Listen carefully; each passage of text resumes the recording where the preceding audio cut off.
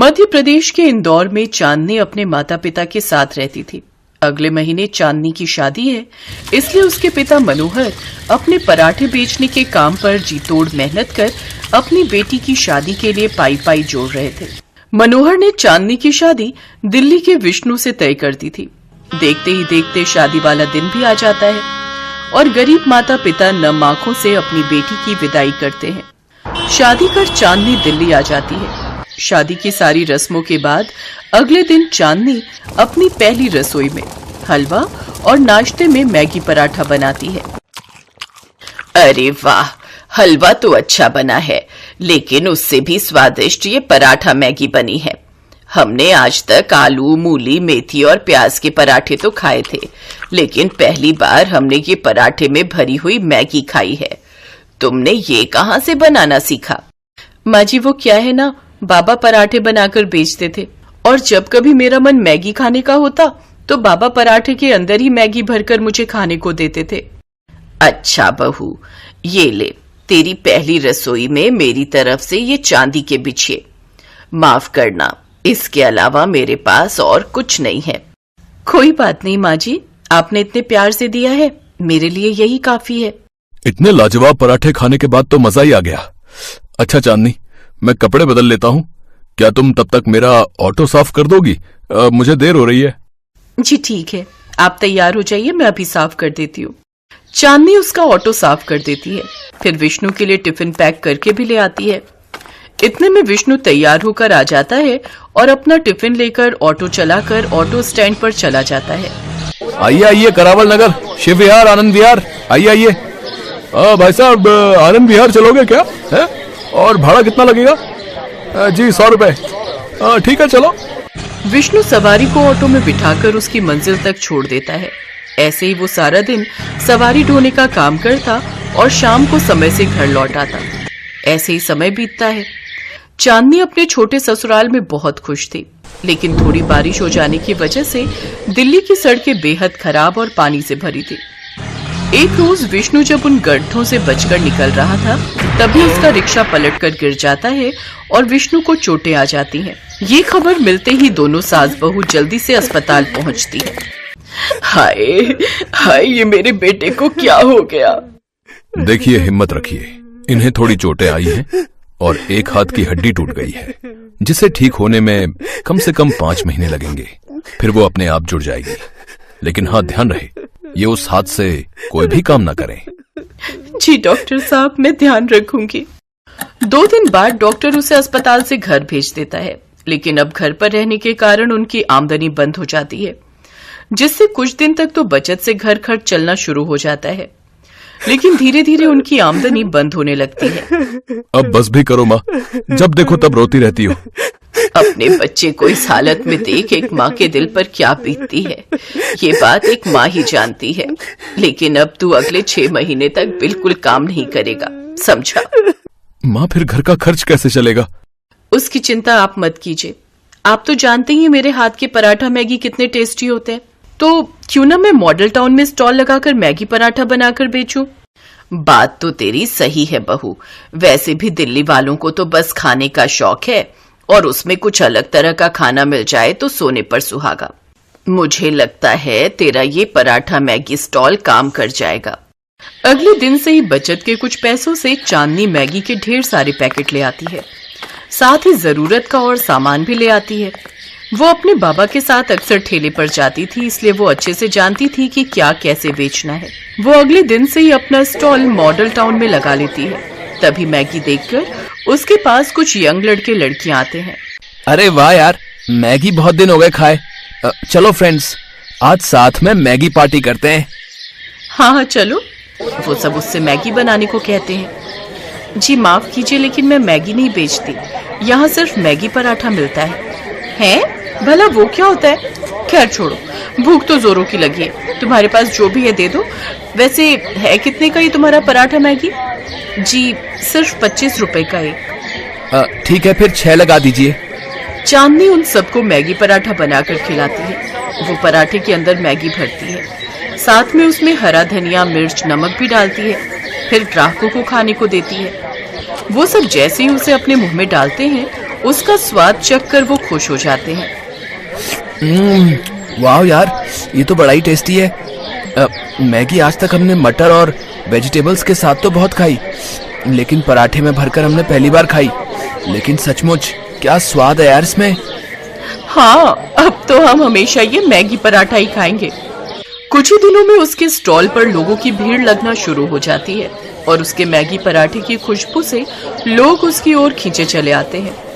कुछ ग्राहक उसके वीडियोस बनाकर सोशल मीडिया पर भी डाल देते हैं, जिससे उसकी कमाई और कई गुना बढ़ जाती है।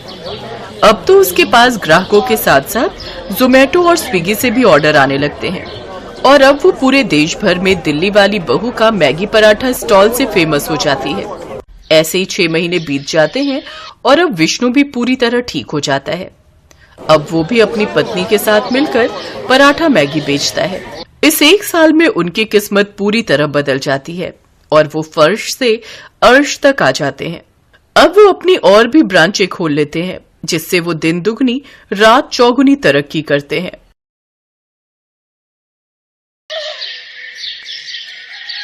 सुमन दिल्ली में रहती थी। उसके पापा चाट का ठेला लगाते थे। सुमन भी इस काम में अपने पापा का साथ देती थी। पापा, ये लो, सारे गोलगप्पे भी तैयार हो गए और पानी भी बना दिया। बस मीठी चटनी आप बना लो, मैंने हरी चटनी बना दी है। सुमन बिटिया, सारा काम तो तूने ही कर दिया। तू तो मेरी आदत खराब कर रही है बेटी। कुछ दिनों में तू ससुराल चली जाएगी तो तेरे बिना काम में बिल्कुल मन नहीं लगेगा। तेरी बहुत कमी खलेगी बिटिया। बस रो दिए। सुमन, अब तू ही अपने पापा को संभाल। थोड़ी थोड़ी देर में मन भारी कर लेते हैं। पापा, मैं आपको छोड़कर कहीं नहीं जाऊंगी। मुझे ये शादी नहीं करनी। मैं भी आपके और माँ के बिना नहीं रह पाऊंगी। पापा। नहीं बिटिया, ऐसे नहीं कहते। बेटियों को अपने ससुराल जाना ही होता है। केशव बहुत अच्छा लड़का है, तो ससुराल में बहुत खुश रहेगी। सुमन की शादी सूरत में तय हो गई थी। 1 महीने बाद सुमन की शादी थी, इसीलिए सुमन अपने माता पिता से दूर दूसरे शहर जाते थोड़ा उदास थी।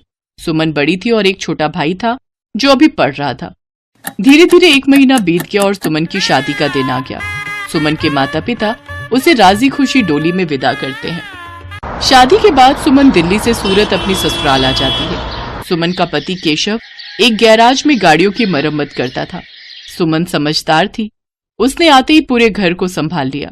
बस बहू, मैं और रोटी नहीं लूंगी, केशव को दे दे। बस एक ही रोटी देना, पेट में बिल्कुल भी जगह नहीं है। इतना स्वादिष्ट खाना बनाया है बहू कि मैं एक रोटी भूख से बढ़कर खा गई। कहा माँ जी, 2 निवाले की 1 रोटी होती है मेरी छोटी छोटी। अब मैं आ गई हूँ ना, तो रोजाना आपको ऐसे ही गरम गरम मेरे हाथ का बना भोजन खाना होगा। कोई बहाना नहीं चलेगा। हमारे तो भाग्य खुल गए बहू, जो तुम हमारे घर में बहू बनकर आई। जीती रहो। सुनिए, मैंने आपका टिफिन पैक कर दिया है, ये लीजिए। बस मैं 2 मिनट में आई। अब ठीक है, मैं बाहर तब तक मोटरसाइकिल निकालता हूँ। माँ जी, और क्या क्या राशन लाना है? बस यही बहू जो लिखवाया है, बाकी तुम अपने लिए जो चाहो खरीद लेना। ठीक है, मैं थोड़ी देर में लौटती हूँ। सुमन केशव के साथ मोटरसाइकिल पर बाजार चली जाती है। सुमन, कहो तो गैराज बाद में चला जाऊंगा। तुम अकेले घर सामान लेकर कैसे जाओगी? अरे आप चिंता मत करो, मैं ऑटो ले लूंगी।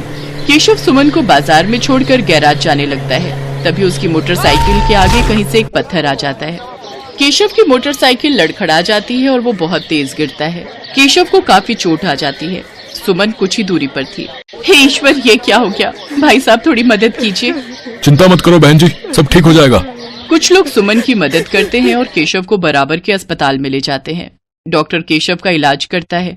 कुछ देर बाद केशव को आराम मिलता है।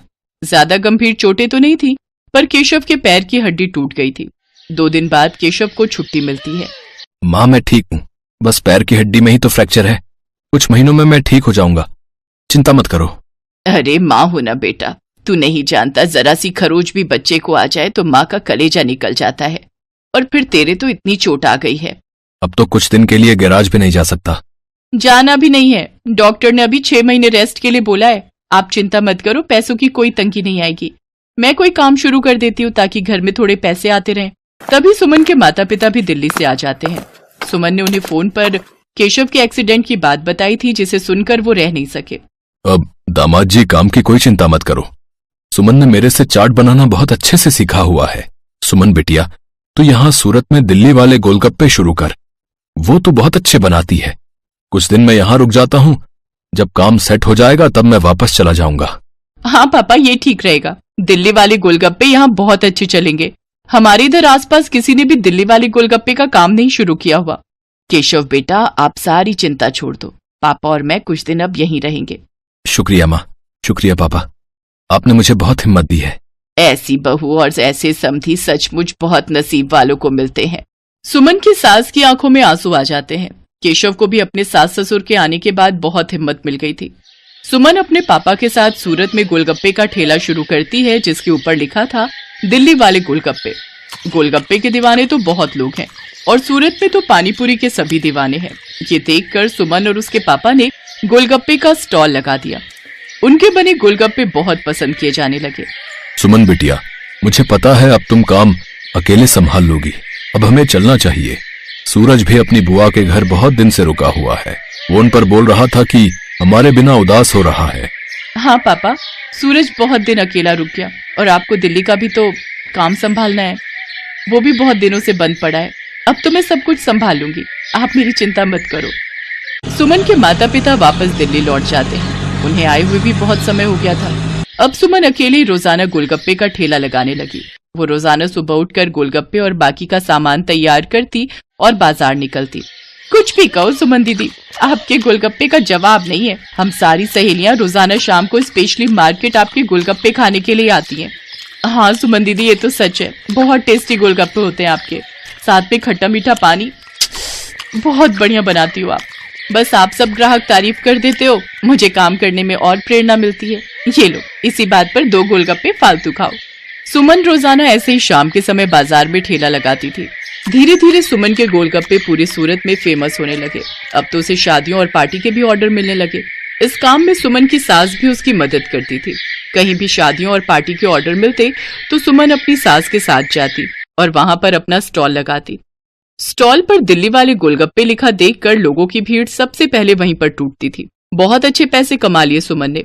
फिर एक दिन सुमन केशव और अपनी सास से बोली, सुनो, अब तो तुम्हारी तबीयत में थोड़ा सुधार हो गया है। मैं सोच रही हूँ तुम गैरेज का काम छोड़ दो, हम गोलगप्पे की एक दुकान खोल लेते हैं। अब तो हमारे पास अच्छे पैसे इकट्ठे हो गए हैं, हम कुछ कारीगर भी रख लेंगे। सुमन, तुमने तो मेरी पूरी जिंदगी बदल दी। कहते हैं एक आदमी की सफलता में एक औरत का हाथ होता है, और तुमने तो मेरा बहुत साथ दिया है। तुम जैसा चाहती हो हम वैसा ही करेंगे। जीते रहो मेरे बच्चों। सुमन की मेहनत से सब कुछ अच्छा होने लगा।